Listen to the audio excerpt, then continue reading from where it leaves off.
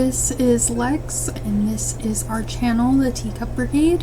I just wanted to make a video talking about the 2 read-a-thons I will be participating in this May. So I really like read-a-thons because I think the idea of them are so cool, but I am a mood reader, so I just kind of pick up whatever I feel like reading.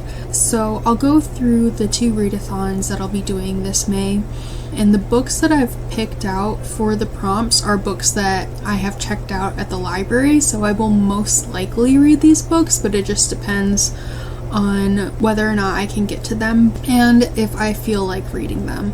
I might pick up some more books, especially for the Asian read-a-thon. I don't have a ton of South Asian representation in my reading list, so I may rectify that in the coming month, hopefully. So I'll start out with explaining what Medieval-a-thon is. So Medieval-a-thon is a read-a-thon created by Holly Hart's Books. This read-a-thon is similar to Aurelium, where you are kind of ranking up as a character in a medieval fantasy setting. This read-a-thon has been going strong for about 4 years. I think this is the 4th year. I remember when we started the channel, I think this was one of the first read-a-thons that we participated in. So fun times. I can't believe it's been 4 years, but fun times. So in the Medieval-a-thon, you start out as a prisoner. So to break out of prison, you have to read at least 1 book. And you can read any book for the rankings, but to get to the next rank, you just have to read another book. It can be any book that you want. So level 1 is prisoner, level 2 is squire, level 3 is knight, level 4 is noble, level 5 is prince or princess, level 6 is king or queen, and then level 7 is emperor or empress. So to get to the emperor or empress level, you have to read 7 books.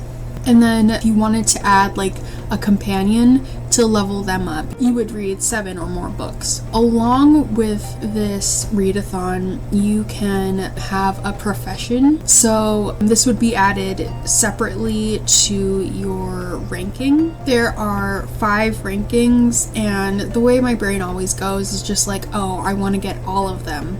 But I can't read that fast, so that's probably not going to happen. At the very least, I'm going to try and go with Baker.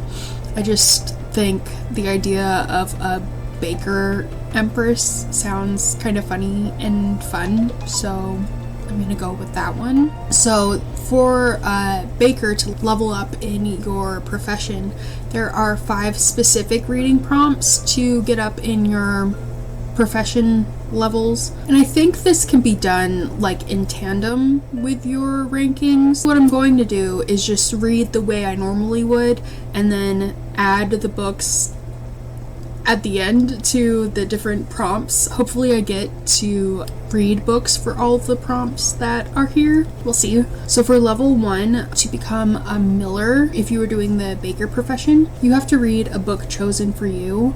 So I think I'm just gonna ask on our Instagram, just ask in general, like, hey, what book would you choose for me?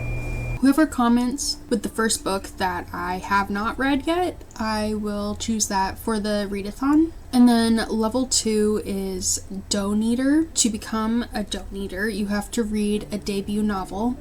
So I own a copy of The Other Black Girl by Zakiya Delilah Harris, which is a debut novel. For level 3, oh, hello. For the 3rd level of Bread Maker, you have to read a book with brown on the cover. I chose The Lies of Locke Lamora by Scott Lynch. I have that book checked out right now, and it has brown on the cover. Level 4 is Baker of All Trades. So for this prompt, you have to read a book from a genre you don't typically read from. I use StoryGraph, which is similar to Goodreads, except it's a lot better. And I think that because like you have all these graphs that like show like what you're reading and what you read most of, what you read least of. And so using this tool, I was able to see what genre I don't typically read from. And according to StoryGraph, I don't read a lot of books about religion. So I'm going to read Sex Cult Nun, Breaking Away from the Children of God, a wild, radical religious cult, because I have that checked out right now, and I just think that that's sort of religious in a way. So the 5th and final level for Baker is to become a royal chef. The reading prompt for this level is to read a book by an author you admire. I don't currently have any authors that I would say that I admire right now or that I can think of. So I'm going to go with an author that I like a lot. I like their work. So I'm reading Daughter of the Forest by Juliet Marillier. If you watched our video about tropes that we don't like in books, I mentioned her a couple times because she wrote one of my favorite series, which is the Blackthorn and Grimm series. I really enjoy her writing so far. I haven't read all of her work yet, including The Daughter of the Forest, which is part of the Seven Waters series. So I wanted to start that, and I own that book, so this would be a good time to start reading it. But so far that's all I have planned for the Medieval-a-thon. Next is the Asian Read-a-thon, which is being hosted by Read with Cindy. I believe this Read-a-thon was also started 4 years ago. I think it's about the same age. This one is a bit shorter. So like I said with Medieval-a-thon, there are 7 nobility levels, and I think I'm just going to use the books for this Read-a-thon to read as I'm leveling up for Medieval-a-thon. So the challenge is that you have to read an Asian author for each challenge, and if possible, you get like extra points if you read authors of Asian descent from different countries for each challenge. The books I'm listing, like I said, I'm a mood reader, so these are books that I have out right now. So the first challenge is read a book by an Asian author. So the possibilities are endless. The book I have checked out right now that I think might fit this challenge is Brown Girls by Daphne Palasi Andredes. She is a Filipino author, I believe, and this book is a novel about a group of friends and their immigrant families from Queens, New York. I also saw in the blurb that it is a love letter to modern day brown girls. I'm actually really excited for this one. I had kept track of it while it was being published, so I'm excited to read it, and I have it checked out right now, so it's perfect timing. The next book I think that would work for this challenge is Minor Feelings by Kathy Park Hong, who is a Korean author. This is a collection of essays. From what I understand from the blurb, it's part memoir of Hong's life growing up as the daughter of Korean immigrant parents, and part an examination of race and racism in America. And then a third book that I think this would fit, I really like to listen to biography, autobiography, and memoirs on audiobooks, so I have a couple checked out right now. A third possible book that I could use for this challenge is All You Can Ever Know by Nicole Chung, who is also a Korean author. This book is a memoir about Chung's experience as a Korean woman adopted by white parents in small-town Oregon. This book also tracks her journey to find her Korean parents as an expectant mother-to-be. I don't know a lot about adoption, especially transracial adoption, but I have been following a couple conversations on TikTok about it, so I would love to read Nicole Chung's experiences in a situation like that. It's a really interesting topic, and I would love to learn more about it. But all 3 of these books sound amazing, so we'll see which one I end up picking. And even if I end up reading all of them, oh well, it'll be fine. So the second challenge for the Asian Read-a-thon is to read a book featuring an Asian woman, and bonus points if there is an Asian woman who is older. A couple books I have picked out for this challenge are The Warrior Woman by Maxine Hong Kingston. This is a memoir, the blurb, and I'm reading directly from what it says on Goodreads, but it's described as a Chinese American woman tells of the Chinese myths, family stories, and events of her California childhood that have shaped her identity. This one has been on my TBR for a while. I don't know if Maxine Hong Kingston in the book is older. She's older now. I don't know if that counts. The next book I have is Dear Girls by Ali Wong. So this is written by the comedian Ali Wong.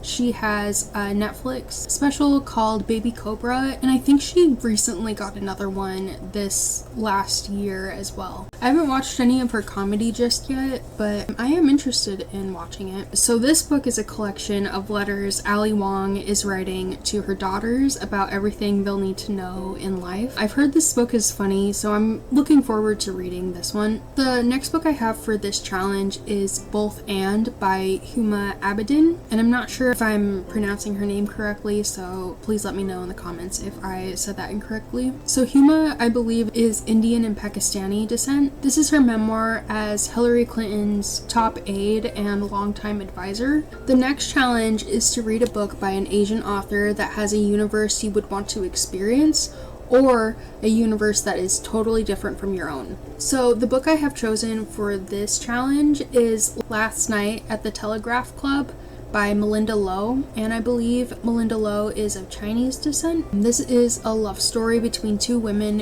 who meet in a bar called the Telegraph Club in San Francisco's Chinatown during the Red Scare in the 1950s. I believe the characters experienced racism during this time, so I wouldn't want to experience that, but it is a universe completely different from my own because it's in a different decade. The next challenge is to read a book by an Asian author that has a cover worthy of googly eyes, so a pretty cover.